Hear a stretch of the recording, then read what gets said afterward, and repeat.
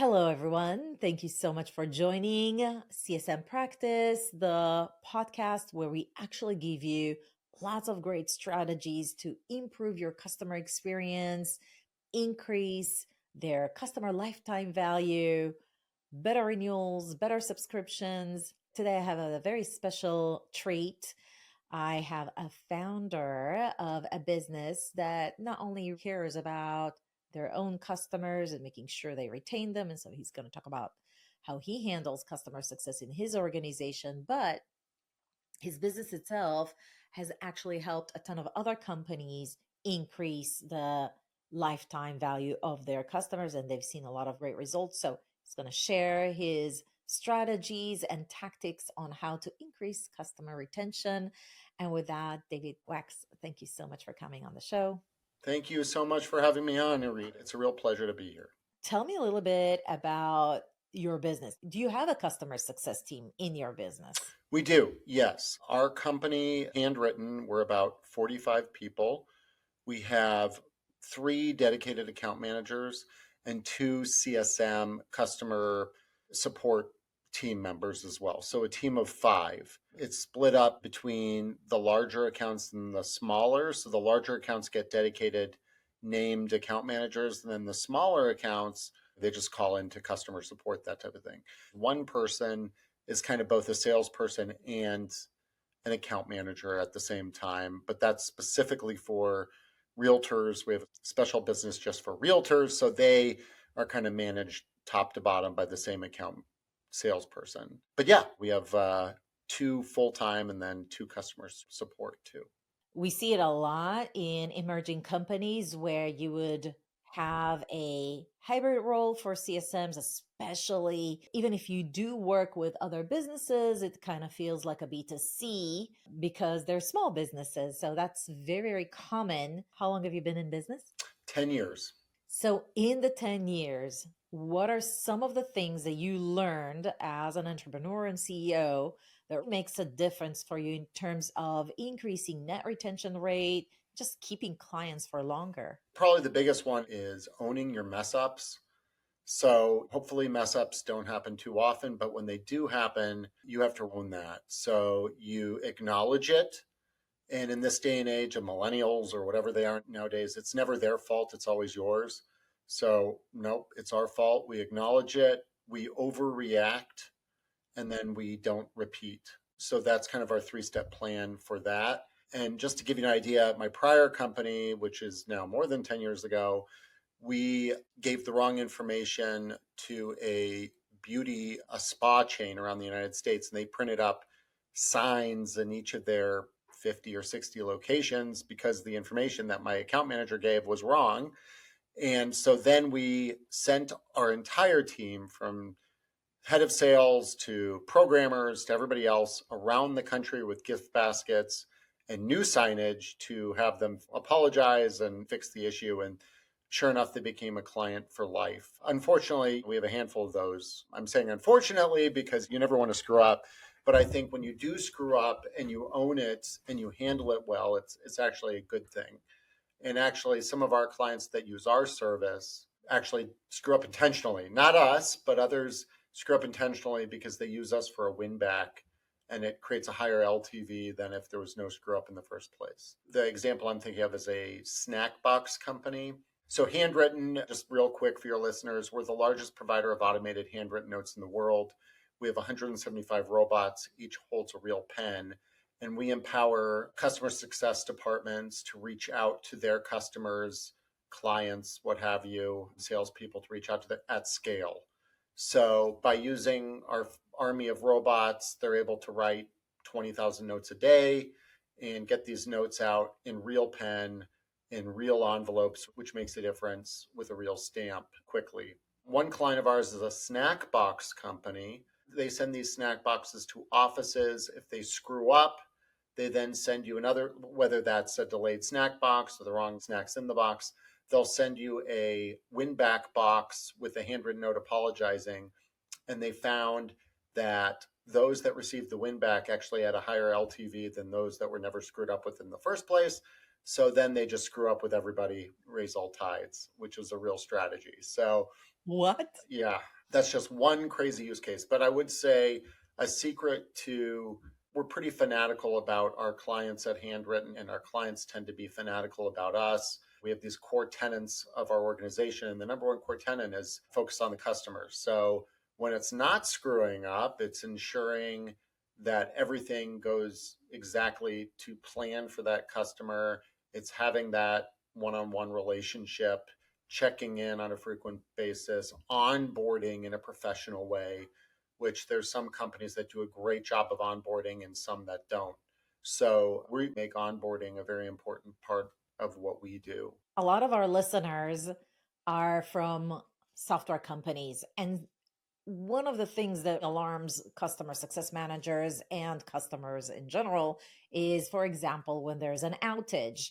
And that unfortunately happens, a critical code red that you need everybody to like go into it and fix the code so that they can get back into using the application. And I think most of the people that I've spoken with on how to handle that situation, nobody ever said we need to overreact. I mean, the antithesis is CrowdStrike. CrowdStrike, just a couple of months ago, I guess, their software caused an outage on Windows machines across the world, including bringing Delta to its knees for several days. And their solution was to send their clients a $5 Uber Eats gift card. Which for them might have been a lot of money if they have like a million of them, but Yeah, but their clients, sure, but on a relative scale, if their clients are paying $10,000 a month or $100,000 a month, it's pittance. And I think it sent the exact wrong message. It would have been better if they did nothing. So, yeah, I mean, we try to do it appropriately and be sincere about it as opposed to checking a box and doing something that's a big middle finger, like what CrowdStrike did. I think if CrowdStrike rose to the occasion and flew their engineers out to Delta and flew from airport to airport fixing Delta and didn't give a $5 Uber Eats gift card, they would have created a client for life. But instead, they now are probably losing all the airlines because who wants that risk and knows that this company is just not interested in fixing their systems. So I think they're kind of the antithesis of what it means to be in customer success. yeah, almost feels like somebody from marketing said, "Hey, I have a brilliant idea. Why don't we send a $5 gift certificate?" Versus somebody that's connected to the customer. It has to be A, I feel like customer centric, and B, I loved how you said it, overreact. Yeah, for me, there's very few examples of great customer service, but when you get one, you know it. Back when I ran my last company 20 years ago, we were looking to hire a SEO company. And the customer service manager got me on the phone and we were talking and we talked about SEO, but then we also talked about personal lives. And I said I was planning to move out to California. Next thing I know, a book arrives at my office of the best hikes in California. And so it's creating that personal connection, understanding who the client is and trying to surprise and delight that client. And I think so many people, they just don't have a clue.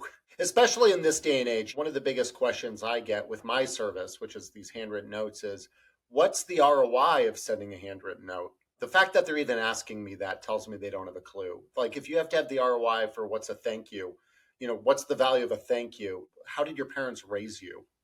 Yeah, what's the value of over delivering on the experience and showing that you care?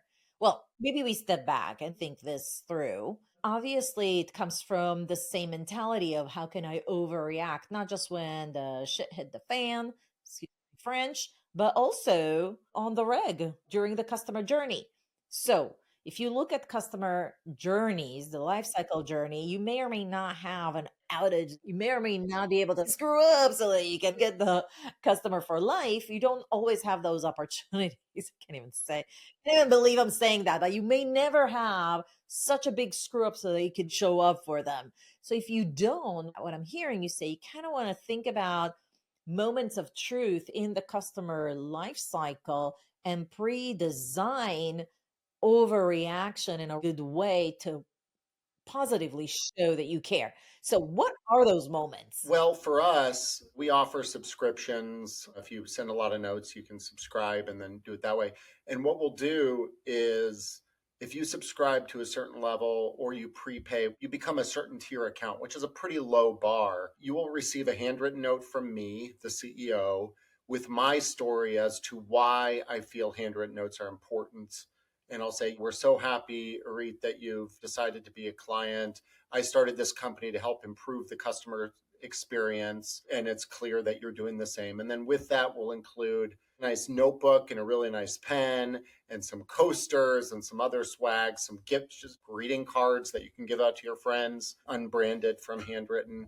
And so we'll try to surprise and delight and just let people know that we appreciate their business. Because in this day and age of weapons of mass diligence, where people can go on Google or Yelp or G2 and find a million other companies doing what you do, the fact that they chose you, no matter what you do, is amazing. And you should recognize that and appreciate that, as opposed to having this entitlement mentality that I think so many people have. And if they can't find maybe you make doohickeys or write software, they can go on Upwork and find another developer to write that software, or they can go on Alibaba and find somebody to make that doohickey. So no matter what you do, you need to appreciate that somebody took the time to choose you. And I think this extends throughout customer success. During COVID, we had one of our clients' customer success departments call us saying their customers were calling them crying because they received handwritten notes from that customer success team. And it's COVID. Like, I'm not going to take credit for it, but a lot of people were feeling isolated. They were working from home. They weren't interacting. And then when they receive a handwritten note, something so personal from somebody they've never met before, it struck a chord. And obviously that was magnified due to the context of the situation, but you can still do that. And you can still show thank you for choosing Help Scout or Salesforce or whoever that company is out of all the other potential opportunities. And thanks for letting us implement that with you, which is a whole other side of that. Yeah, absolutely. So, okay, I got it. So during welcome call, when the customer might have a personal hardship. Not even a personal hardship, just thank you. During a welcome call, following up, everything's digital. Your entire listenership is about digital. And that is such a pinpoint viewpoint to think that all communication should be digital. They shouldn't. We have other senses, and one of those senses is tactile. Sending something in the mail is more effective now than ever because all the emails they might receive from your brand, thanks to AI, are going to be discounted as being artificial. Even if you sat down and typed up an email to that customer, they'll think, oh, they just used their otter.ai or whatever their meeting listener to copy and paste a thank you note into an email. They're not going to believe it. But when somebody takes the time to sit down and write a handwritten note, or sidebar, use a service like Handwryttens, it seems more authentic. So I asked you, what are the touch points? Definitely during welcome. Was there any other moments of truth in the customer journey that you found it is very common for businesses to take the initiative and thank customers or just send them a note?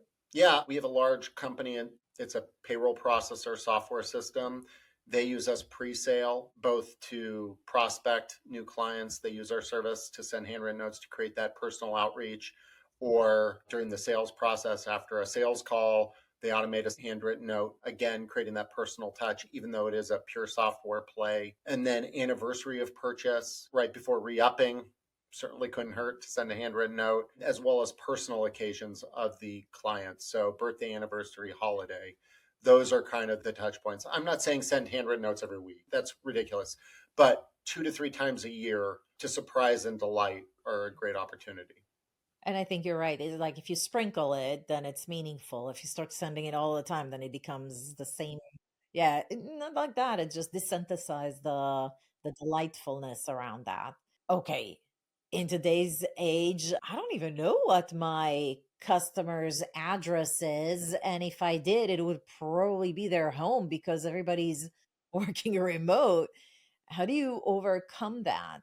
Well, you can, built into our service, you can just type in an email and it'll send a request for them to reply with their address. I think people appreciate it. If you were to say, send me an email and say, hey, David, I want to send you something. Can I have your address? Who's not going to respond to that? what I'm seeing is that you're going to get them type in the address in a system, a third party system, then give it to you. Yeah, it could go both ways. Either you can have them email it back to you, or we created a system where they can enter it themselves. Either way, it Like a works. form, even. Yeah, I found more people are more inclined to enter it in a form than to email me back their personal address. There's something to be said about, oh, it's in a system, then, oh, let me give it to a specific person. I don't know if I trust, like, where are they going to save it? I don't know. But if it goes into a system, it feels more secure. That's what I found over the years. yeah. I mean, I think the net people, if you ask them for their address because you want to send them something special, then great. If you've signed them up, a lot of the times you'll sign up a company, you have the company address because you got to bill them anyway. Send it there, it'll eventually get where it needs to go. And most of these notes are not timely. If it's a thank you note and it takes a day or two extra to get to the right person, so be it. But yeah, I mean, I think a lot of people just request it. I have a funny story about birthdays. I actually have an advisory board on my company. And I asked everybody from the advisory board to tell me their birthday, not the year, obviously, just the month and the date, and their address. 95% of them actually provided that. And I guess one of them must have had his identity stolen or something like that, because he gave me the birthday of his wife. And I went on Punk Post and sent him a really lovely birthday card. And then he texted me, oh, it's actually my wife's birthday. I'm like, Oh no. like, that's weird. But, and that's just to go back on to, when do you send people a card? I think it's totally legit to send it to them on their birthday, but maybe like double down on why are you asking, so that they actually give you the correct date. Yeah, I mean, we do birthdays, we do anniversaries, and that anniversary is either an anniversary of service or their wedding anniversary. We do a lot of holiday cards. We do a lot for nonprofits, which I know are not your audience, but we do a lot of impact cards. So, showcasing a recent project that the team did. But yeah, I mean, I don't want people to overthink this. It's not a marketing campaign. I think everybody gets their marketing hats on and has to come up with something clever. You don't have to get clever to send thank you notes or happy birthday. It's just the right thing to do. It shows a level of appreciation and recognition that's personalized for that recipient, and it's not just some marketing campaign. So I don't want people to overthink it. If you overthink it, then you get analysis paralysis and you don't do anything, when you should just send something simple. If they have a very large customer base and they just want to make sure that it's consistent, they can use a solution like yours. They have a small business like me, or like a small customer base, and they just want to outshine all the other CSMs, they can use something like Punk Post, or literally grab a pen, get a freaking card, or write something out, ask for the mailing address, tell them you're going to send them something nice for the holidays, for their birthday or whatnot, and just shine through like the CSM that you are. That's the idea. Yeah. Love that. David, thank you so much for coming on the show. Just shining a beacon of light on how simple things in life are so important, how we need to overstep to create delightful, superior customer experience. You actually need to amplify the experience, and stepping into hard situations and overreact, but in a good way, and make sure that your customers know you care. That's it. Thank you, Ari. You're very welcome. And with that, everyone, this is a wrap. If you are using a service that helps you create an elevated customer experience, write it down in the comments below. We'd love to invite you to talk about it. And other than that, this is a wrap. I'll see you on the next video.